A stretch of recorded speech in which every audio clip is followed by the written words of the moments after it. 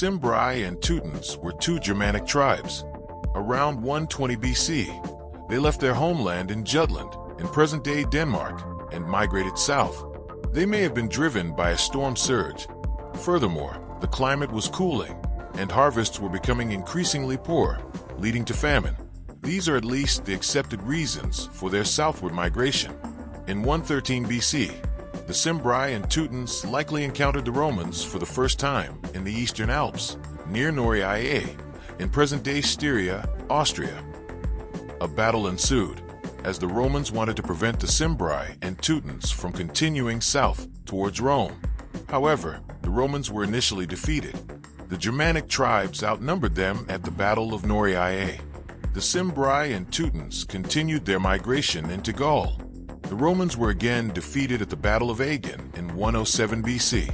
In 105 BC, the Battle of Arezzo, modern-day Orange in southern France, took place, which the Cimbri and Teutons won once again. Afterward, the two tribes on the Iberian Peninsula separated. In 102 BC, the Romans defeated the Teutons at the Battle of Aquae Sextiae, modern-day Aix-en Provence in France. In 101 BC, the Cimbri were defeated at the Battle of Vercelli, modern-day Vercelli in northern Italy. This was the last decisive battle, also known as the Battle of the Rhodian Plains. On both occasions, the Roman general Marius was the superior commander. His army reforms following the defeat at Arezzo had given the Romans a decisive advantage. Gaius Marius, 156 to 86 BC, known simply as Marius, was initially a tribune of the plebs. Later, he was elected consul several times. As a general, he ultimately led the Roman army successfully against the Cimbri and Teutons. Marius' reform ensured that soldiers were now armed by the state and no longer had to pay for their own equipment. This allowed poorer men without land to join the army. The support train was abolished, and soldiers now had to carry their own baggage. This made the legion much faster and more maneuverable. A career now always began as a light infantryman. Even those with wealth could not immediately attain a higher rank. Thus, experienced soldiers, not the rich, became the leaders. The army gradually transformed into a professional force. The legionary eagle was also introduced. An eagle, Latin, aquila, served as a battle standard. It not only signified affiliation, but was also meant to motivate the soldiers in battle. A legion consisted of 3,600 to 6,000 men, the legionaries. These were divided into 10 cohorts. Each cohort comprised 3 maniples. A maniple, in turn, consisted of 2 centuries. The centuries, each with 80 men, thus formed the most important tactical unit of a legion. The soldiers served their commander for 16 years, receiving pay and a share of the spoils. The commander was responsible for ensuring that the soldiers received a plot of land after their service. In this way, the relationship of the individual soldiers to their commander became more important than their relationship to the Roman state. They felt obligated to him, not to Rome. Thus, the Senate lost power.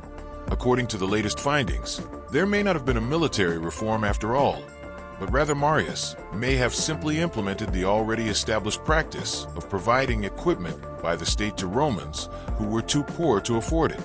After the Cimbri, Teutons, and Ambrones, likely driven by storm surges and climate change in their North Sea homeland, had traversed Europe in search of new settlement areas, the Cimbri, who had separated from the other tribes, finally invaded northern Italy.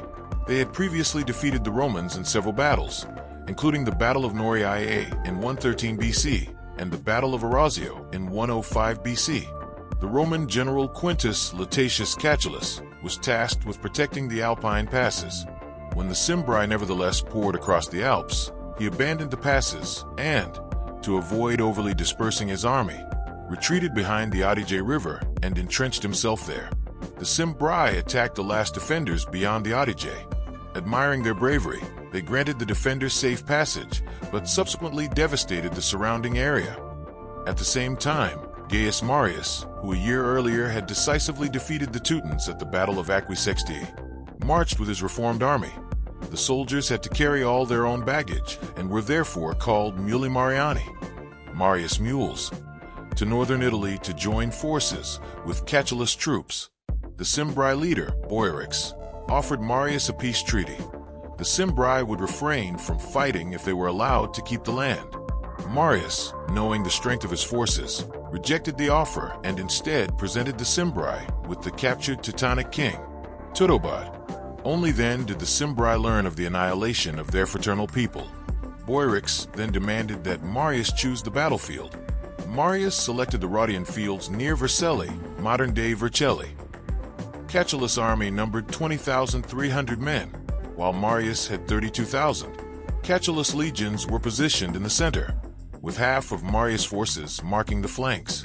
Marius supposedly arranged his legions this way because experience had shown that the center would become depressed during battle, making it less active, and thus allowing him to claim the glory of victory. Opposing them were the Cimbri, a people numbering approximately 160,000 men, women, and children, with a cavalry force of 15,000. According to Plutarch, the Cimbri were very well equipped. They wore iron armor, white shields, and helmets shaped like wild animals and adorned with large plumes.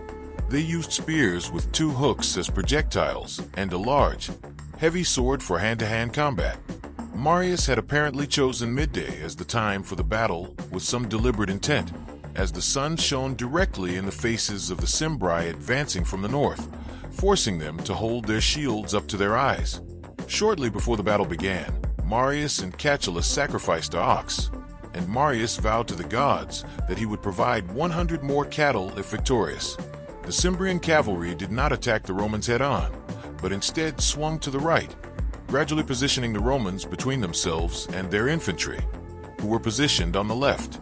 Although the Roman generals understood the ruse, they could no longer restrain their troops, who had charged after someone claimed the enemy intended to flee. Shortly after the attack began, a huge cloud of dust rose from the dry plain, causing Marius and his troops to initially miss the enemy and wander aimlessly for some time before encountering them from the rear. Meanwhile, the main force, the Cimbri infantry, encountered Catullus. The dust significantly boosted the Romans' morale. They only saw their immediate opponents, obscuring the overwhelming number of Germanic tribes. The Cimbri, more accustomed to the cooler northern climate, continued to struggle with the intense heat and humidity of the southern regions.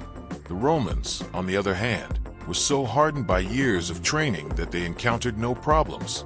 Furthermore, the sun shone directly in the Cimbri's face, forcing them to hold their shields up to their faces and obscuring their view of their opponents.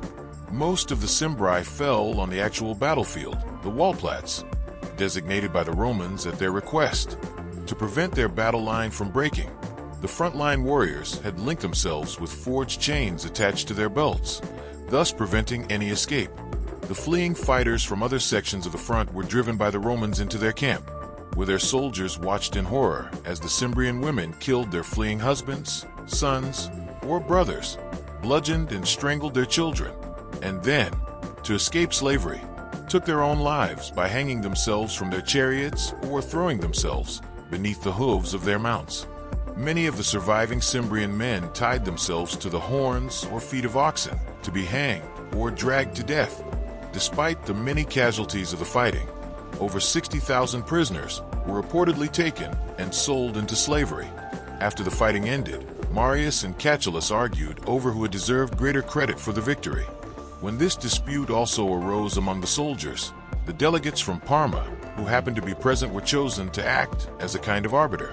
Catullus' men paraded the prisoners around, demonstrating that most of the dead Cimbri had been killed with spears bearing the name Catullus carved into the shafts.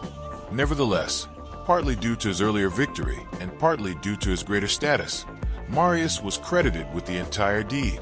He was subsequently proclaimed by the people as the third founder of Rome, after Romulus and Camillus. From the spoils, Marius endowed 2 temples, one to Hannos and one to Virtus. Catullus also erected a temple, but he pointedly dedicated it to a different deity, Fortuna, the goddess of fortune. The descendants of the prisoners are said to have joined Spartacus's rebellious slave army 30 years later, along with fellow Teutonic prisoners, after Spartacus had escaped from a gladiator school near Capua.